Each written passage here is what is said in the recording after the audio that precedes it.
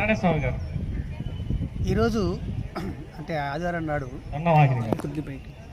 ఈరోజు ఆదివారం నాడు అంబేద్కర్ స్మృతి వనంలో జరిగినటువంటి రాష్ట్ర స్థాయి కవిత సమ్మేళనంలో పాల్గొన్నందుకు సంతోషంగా ఉంది. ఈ సమ్మేళనంలో ఈ ఆంధ్ర రాష్ట్రంతో పాటు తెలంగాణ రాష్ట్రానికి సంబంధించిన కవులు కూడా పాల్గొన్నారు. అనేక సామాజికమైన విషయాల గురించి, రాజకీయ విషయాల గురించి మరియు అనేక విభిన్నమైన విషయాల గురించి తమ యొక్క కవితల్లో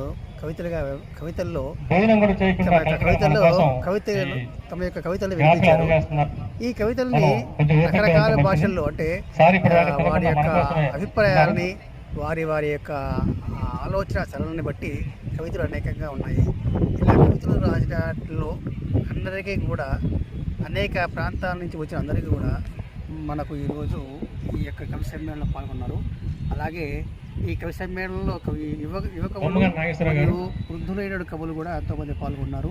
వీరందరికీ కూడా కలెక్టర్ గారైనటువంటి లక్ష్మీషా గారిచే సన్మానించి ఒక జ్ఞాపికను, ఒక ప్రశంసా పత్రాన్ని ఇచ్చారు. కాబట్టి ఇటువంటి కార్యక్రమాలు ఎన్టీఆర్ విజయవాడ జిల్లాలో జరగటం సంతోషంగా భావిస్తూ ఈ యొక్క కార్యక్రమంలో నేను కూడా పాల్గొన్నందుకు నేను సంతోషంగా మీ అందరికీ కృతజ్ఞతలు తెలియజేస్తున్నాను. నమస్కారాలు.